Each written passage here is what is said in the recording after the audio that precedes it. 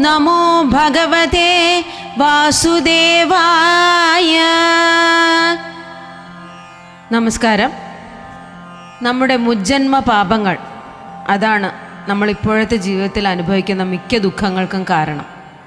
അവയെല്ലാം നീങ്ങാനായാണ് നമ്മൾ നാമങ്ങൾ ജപിക്കുന്നതും വ്രതങ്ങൾ നോൽക്കുന്നതും. ജയ ഏകാദശി വ്രതം എടുക്കുന്നതും ഭഗവത് നാമങ്ങൾ ജപിക്കുന്നതും സകല പാപങ്ങളിൽ നിന്നും മുക്തി ലഭിക്കാനും അതിലൂടെ ഐശ്വര്യപൂർണമായ ജീവിതം കൈവരിക്കാനും നമ്മെ പ്രാപ്തരാക്കുന്നു. ദുർബാധകൾ ഒഴിഞ്ഞു പോകാനും രോഗാദി പീഡകൾ ഒഴിഞ്ഞു പോകാനും ജീവിത ദുഃഖങ്ങൾ മാറി സന്തോഷകരമായ ജീവിതം ലഭിക്കാനുള്ള സാഹചര്യം ഒരുക്കുന്നു. മുജ്ജന്മ പാപകർമ്മങ്ങൾ മൂലം കുട്ടികൾക്കുണ്ടാകുന്ന രോഗാദി പീഡകൾ എല്ലാം ഒഴിവായി ശോഭനമായ ഭാവി ഉണ്ടാകാൻ വേണ്ടി മാതാപിതാക്കൾ ഈ ഏകാദശി വ്രതം അനുഷ്ഠിക്കുന്നത് വളരെ ഉചിതമാണ്. മുജ്ജന്മ പാപങ്ങൾ മൂലം അനുഭവിക്കുന്ന കുടുംബദോഷങ്ങൾ നീങ്ങി ഐശ്വര്യപ്രദമായ ജീവിതമുണ്ടാകാൻ ജയ ഏകാദശി വ്രതം എല്ലാവരും അനുഷ്ഠിക്കുന്നത് വളരെ നല്ലതാണ്. ക്ഷേത്ര ദർശനം നടത്തി തൃക്കൈവണ്ണ, പുഷ്പാഞ്ജലി എന്നിവ നടത്തുന്നതും വളരെ ഉചിതമാണ്. ജയ ഏകാദശി അഥവാ ഭീഷ്മ ഏകാദശി മാഘമാസത്തിലെ ശുക്ലപക്ഷത്തിൽ വരുന്ന ഏകാദശിയാണ്. മഹാഭാരതത്തിലെ ഭീഷ്മർ എന്ന മഹാനുഭാവൻ്റെ പേരിലൂടെയാണ് ഭീഷ്മ ഏകാദശി എന്ന പേര് വന്നത്. അതിന് ഒരു കാരണമുണ്ട്. ബ്രഹ്മചാരിയായ ജീവിതം നയിച്ച ഭീഷ്മർക്ക് തൻ്റെ മരണസമയം സ്വയം തീരുമാനിക്കാനുള്ള വരം ലഭിച്ചിരുന്നു. ഭീഷ്മർ തൻ്റെ പ്രാണൻ വെടിയാൻ തിരഞ്ഞെടുത്ത ദിവസം ജയ ഏകാദശി ദിനമായിരുന്നു.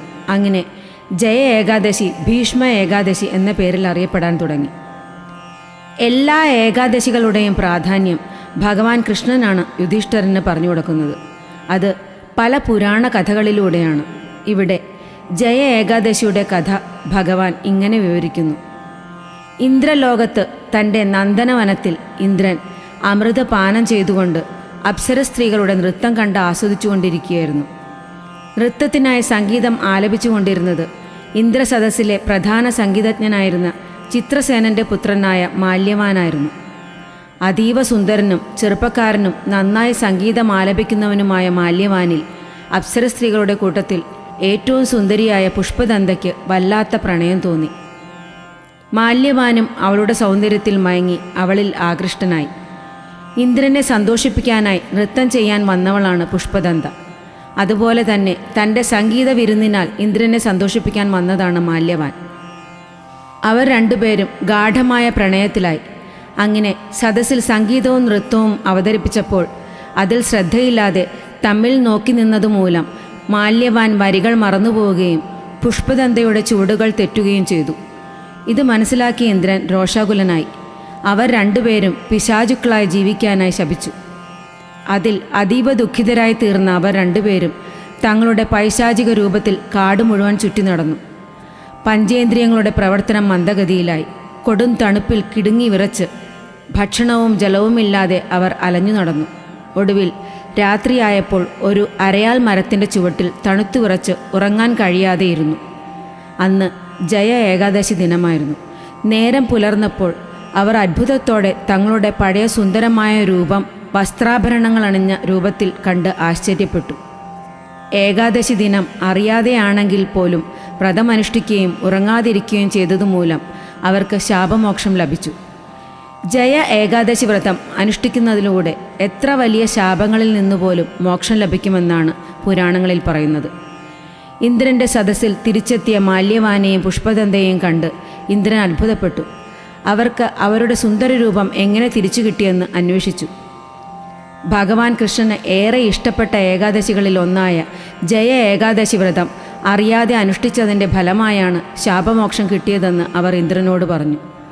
അത് കേട്ടപ്പോൾ ഇന്ദ്രൻ പറഞ്ഞു, ഭഗവാൻ ശ്രീഹരിയുടെയും ശിവഭഗവാന്റെയും പൂജാദികളിലും ഭജനത്തിലും ഏർപ്പെട്ടിരിക്കുന്ന ഏതൊരു വ്യക്തിയും പൂജിക്കപ്പെടേണ്ടവരാണ്.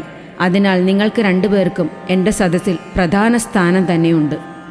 അങ്ങനെ പറഞ്ഞ് അവർ അവിടെ സന്തോഷകരമായി ജീവിക്കാനുള്ള വരം നൽകി. ഭവിഷ്യപുരാണത്തിൽ ജയ ഏകാദശി വ്രതം അനുഷ്ഠിക്കുന്ന ഭക്തർ സർവ്വവിധ ബാധാദോഷങ്ങളിൽ നിന്നും മോചിതനാവുകയും സർവ്വശാപങ്ങളിൽ നിന്നും മോചിതനായി സർവ്വ ഐശ്വര്യത്തോടെ ജീവിക്കുവാനുള്ള ഭാഗ്യം സിദ്ധിക്കുന്നു എന്ന് പറയുന്നു. ജയ ഏകാദശി ഈ വർഷം, അതായത് 2026 ജനുവരി 29 വ്യാഴാഴ്ചയാണ് വരുന്നത്. ഏകാദശി തിഥി ജനുവരി 28-ന് വൈകിട്ട് 4:36 തുടങ്ങി ജനുവരി 29-ന് ഉച്ചയ്ക്ക് 1:55 അവസാനിക്കുന്നു. പാരണ വീടേണ്ടത് ജനുവരി 30-ന് രാവിലെ 7:11 മുതൽ 9:22 വരെയുള്ള സമയത്താണ്. ഹരിവാസരം വരുന്നത് ജനുവരി 29-ന് രാവിലെ 7:14 മുതൽ ജനുവരി 29-ന് വൈകിട്ട് 7:14 വരെയുള്ള സമയത്താണ്. ദശമിയുടെ അന്ന് ഒരിക്കലൂണായി വ്രതമാചരിച്ച് ഏകാദശിയുടെ അന്ന് പൂർണ്ണവ്രതം സാധിക്കുന്നവർ അങ്ങനെ, അല്ലാത്തവർ പഴങ്ങൾ, ഇളനീർ, പച്ചക്കറികൾ എന്നിവ കഴിച്ച് വ്രതമാചരിക്കാവുന്നതാണ്. വിഷ്ണു സഹസ്രനാമം, കൃഷ്ണാഷ്ടകം, ഭാഗവതം എന്നിവ പാരായണം ചെയ്യുന്നതും നാരായണീയത്തിലെ ഗജേന്ദ്രമോക്ഷം എന്ന ദശകം പാരായണം ചെയ്യുന്നതും വളരെയേറെ പുണ്യകരം. ഏകാദശിയുടെ അന്ന് മുജ്ജന്മ പാപശാന്തിക്കായി നാരായണീയത്തിലെ ഗജേന്ദ്രമോക്ഷം പാരായണം ചെയ്യുന്നത് എല്ലാ ദോഷങ്ങൾക്കുമുള്ള പരിഹാരമാകുന്നു. നാരായണീയത്തിലെ ഗജേന്ദ്രമോക്ഷവും മറ്റു ദശകങ്ങളും ചൊല്ലിയ വീഡിയോകളടങ്ങിയ പ്ലേലിസ്റ്റിൻ്റെ ലിങ്ക് ഡിസ്ക്രിപ്ഷൻ ബോക്സിൽ കൊടുക്കുന്നതാണ്. ജയ ഏകാദശി അഥവാ ഭീഷ്മ ഏകാദശി യഥാവിധി അനുഷ്ഠിച്ച് എല്ലാവിധ ശാപങ്ങളിൽ നിന്നും ബാധാദോഷങ്ങളിൽ നിന്നും രക്ഷ നേടി സർവൈശ്വര്യപ്രദമായൊരു ജീവിതം നയിക്കാൻ എല്ലാവർക്കും സാധിക്കട്ടെ എന്ന് പ്രാർത്ഥിക്കുന്നു.